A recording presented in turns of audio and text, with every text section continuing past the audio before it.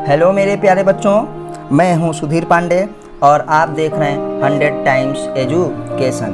तो बेटा हम लोग पढ़ रहे हैं क्लास 9th की साइंस चैप्टर नंबर 1, जिसका नाम है हमारे आसपास के पदार्थ, मैटर सराउंडिंग अस। तो हम लोग बेटा इसका लेक्चर नंबर 3 देखेंगे। तो हम लोग अब देखते हैं कि क्या देखना है, क्योंकि हम लोग अभी तक लेक्चर्स में देख चुके हैं कहाँ तक, सॉलिड स्टेट तक, मतलब ठोस अवस्था तक। आज हम देखेंगे द्रव अवस्था। तो इसको देखने से पहले आपसे रिक्वेस्ट है कि प्लीज़ जिन्होंने अभी तक चैनल को सब्सक्राइब ना किया हो वो सब्सक्राइब ज़रूर कर लें। वीडियो को लाइक करिए, अपने दोस्तों के साथ शेयर करिए बेटा, ताकि हमको और मोटिवेशन मिले और आपके लिए हम और अच्छी वीडियो इसी तरीके की लाके देते रहें और आप देखते रहिए।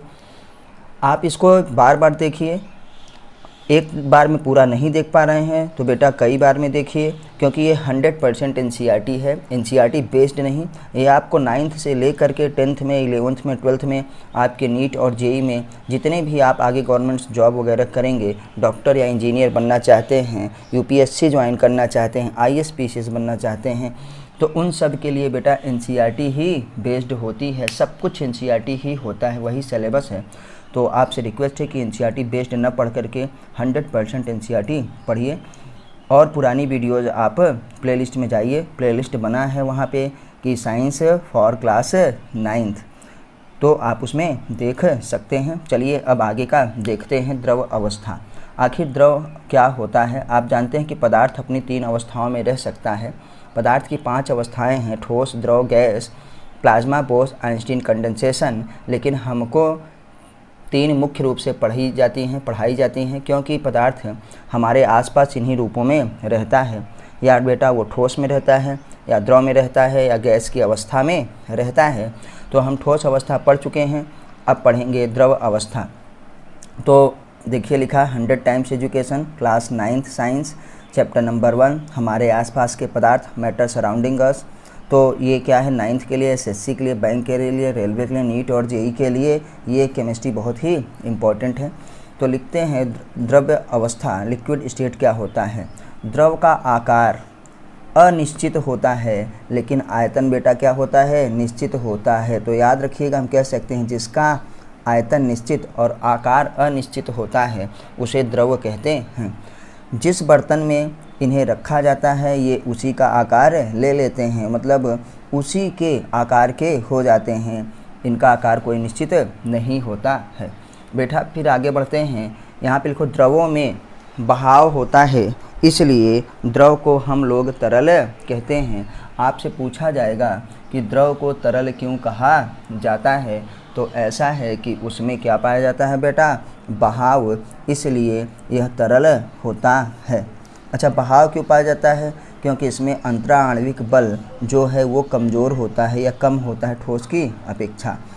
ठोस और द्रव का विसरण द्रवों में संभव होता है। हम बोले हैं विसरण, तो ठोस का और द्रव का विसरण दोनों में संभव होता है, द्रवों में संभव होता है। मतलब ठोस भी द्रव में विसरित हो सकता है और द्रव भी द्रव में विसरित हो सकता है। विसरण का मतलब होता है 2 पदार्थों के अणुओं का या कणों का आपस में मिल जाना ही विसरण कहलाता है। वातावरण की गैसें विसरित होकर जल में घुल जाती हैं। तो बेटा ये आपसे ज़रूर पूछा जाएगा कि वातावरण की जो गैसें हैं जल में कैसे घुलती हैं। तो आपको पता है कि वातावरण की गैसें विसरित होकर जल में घुलती हैं, जो कि जलीय जीवों के लिए क्या होता है? जीने का आधार होता है। सांस लेने के लिए ऑक्सीजन उनको मिलती है। जलीय जंतु जल में घुली, जलीय जंतु कैसे ऑक्सीजन लेते हैं? जल में घुली ऑक्सीजन के कारण श्वास लेते हैं। द्रव में ठोस, द्रव में किसका? देखो द्रव में ठोस का, द्रव का और गैस का, तीनों का विसरण संभव है। ठोसों की अपेक्षा द्रवों के कणों में विसरण अधिक होती है। ठोसों की अपेक्षा द्रवों में विसरण अधिक होती है। विसरण की दर अधिक होती है, क्योंकि बोले ना इनके बीच में क्या होता है? रिक्त स्थान होता है। इनमें अंतराण्विक बल कम होता है। तो इनके रिक्त स्थानों में ठोस क्या हो आके मिल जाता है। तो ठोसों की अपेक्षा द्रवों में विसरण की दर अधिक होती है, क्योंकि द्रव अवस्था में, यहाँ द्रव होगा, क्योंकि द्रव अवस्था में पदार्थ के कण स्वतंत्र रूप से गति करते हैं और ठोस की अपेक्षा द्रव के कणों में रिक्त स्थान भी अधिक होता है। तो बेटा आपसे ये क्वेश्चन पूछा जाएगा, आपका ये क्वेश्चन बन गया, आपसे ये क्वेश्चन पूछ सकते हैं कि ये बताइए कि हमारे पास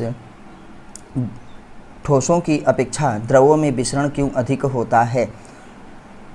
क्योंकि द्रव अवस्था में पदार्थ के कण स्वतंत्र रूप से गति करते हैं और ठोस की अपेक्षा द्रव के कणों में रिक्त स्थान भी अधिक होता है। इसीलिए यहाँ पे लिखा है कि ठोसों की अपेक्षा द्रवों में विसरण की दर अधिक होती है। तो बेटा आप ये देख रहे हैं, देखिए 100 times education classes, the branch of knowledge. आपसे रिक्वेस्ट है प्लीज़ चैनल को सब्सक्राइब ज़रूर करिए, वीडियो को लाइक करिए, अपने दोस्तों के साथ शेयर ज़रूर करिए। और अभी जो है पूरा वीडियो बाकी है, पूरा वीडियो ज़रूर देखिए, ये अभी आधा हुआ। आइए फिर हम इसको पलट लेते हैं और इसीलिए हम बेटा पूरा का पूरा नोट्स बना लेते हैं कि ताकि आपको कम टाइम में ज़्यादा से ज़्यादा पढ़ाया जा सके।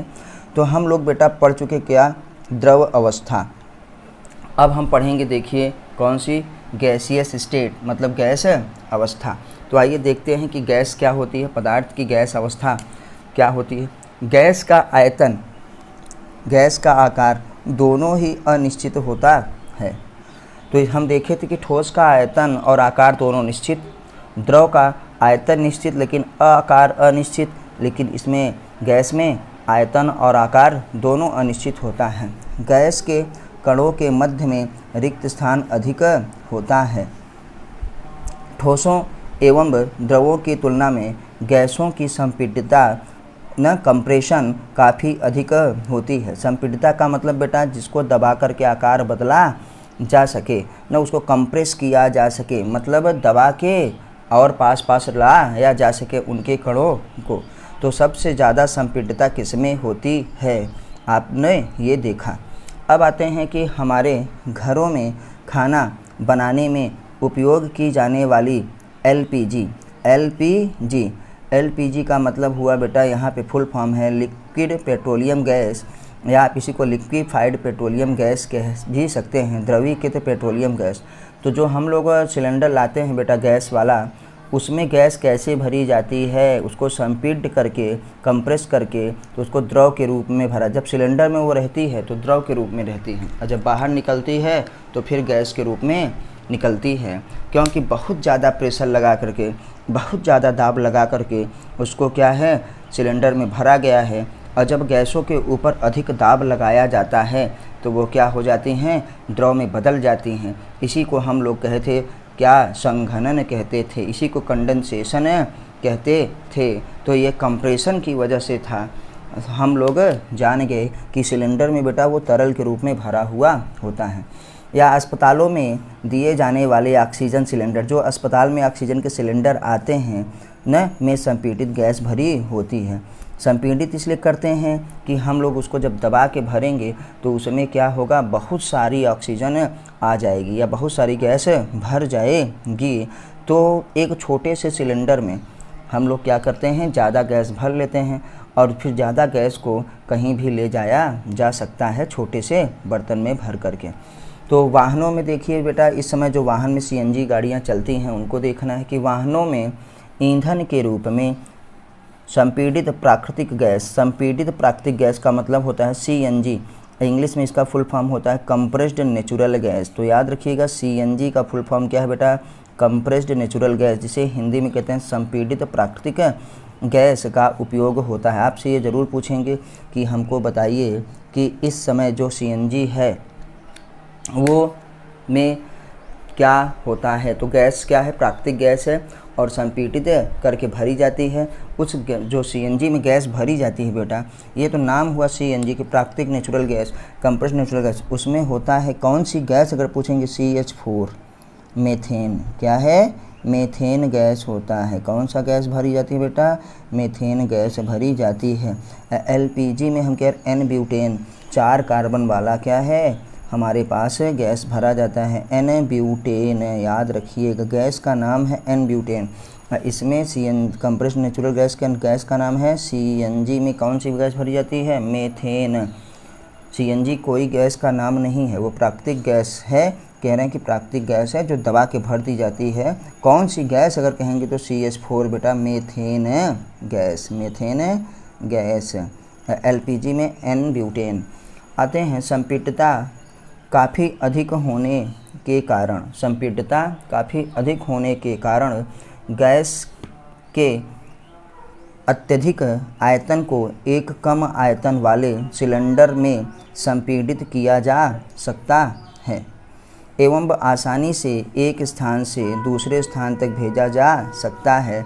तो बेटा संपीड़ितता का फ़ायदा क्या हुआ? संपीड़ितता का बहुत अच्छा फ़ायदा हुआ है कि संपीड़ितता काफ़ी अधिक होने के कारण गैस के अत्यधिक आयतन को एक कम आयतन वाले सिलेंडर में संपीड़ित किया जा सकता है एवं आसानी से एक स्थान से दूसरे स्थान तक भेजा जा सकता है। अब आते हैं कणों की तेज़ गति। कणों की तेज़ गति, गैस के कणों की तेज़ गति और अत्यधिक रिक्त स्थान होने के कारण गैसों का अन्य गैसों में विसरण बहुत क्या है, तीव्रता से होता है। अगर विसरण की दर पूछे सबसे ज़्यादा किस में होगी बेटा? गैस में होगी। तो अब हम देख लिए हैं कि पहले ठोस में कम, फिर द्रव में, सबसे ज़्यादा किस में? गैस में। गैसीय अवस्था में कणों की गति कितनी होती है? अनियमित गति। याद रखिएगा ब्राउनियन मोमेंट जिसे हम कहते हैं अनियमित गति, कि इधर कभी इधर कभी इधर कभी ऐसे कभी वैसे, और अत्यधिक तीव्र होती है। अब बेटा जब अत्यधिक गति इनकी है और उल्टा पुल्टा गति कर रहे हैं तो क्या होते हैं? आपस में टकराते हैं, और आपस में जब टकराते हैं तो क्या है, जिस बर्तन में रहते हैं उसमें क्या है, ये दाब लगाते हैं, प्रेशर बनता है। तो हम लोग बेटा इसको पूरी गैस अवस्था वाली भी देख लिए। आप देख रहे हैं 100 टाइम्स। आपको ये वीडियो कैसा लगा आप हमको कमेंट के माध्यम से बेटा ज़रूर बताइए। वीडियो को लाइक करिए, अपने दोस्तों के साथ शेयर करिए, ताकि हम आपको और अच्छी वीडियो इसी तरीके से ला के दे सकें। और आप 100% NCERT पढ़िए। आपको किसी भी अन्य चीज़ की ज़रूरत नहीं पड़ेगी, किसी भी ट्यूशन, किसी भी कोचिंग की, लेकिन आप NCERT पढ़ेंगे तभी आप अच्छी जगह सेलेक्ट होंगे। आप डॉक्टर, इंजीनियर, IAS, PCS ना क्या और सेना में ऑफिसर बन पाएंगे, क्योंकि NCERT बहुत ज़रूरी है। मैं हूं सुधीर पांडे, आप देख रहे हैं 100 टाइम्स एजुकेशन। फिर मिलते हैं अगले वीडियो में नए टॉपिक के साथ। तब तक नमस्ते, जय हिंद, जय भारत।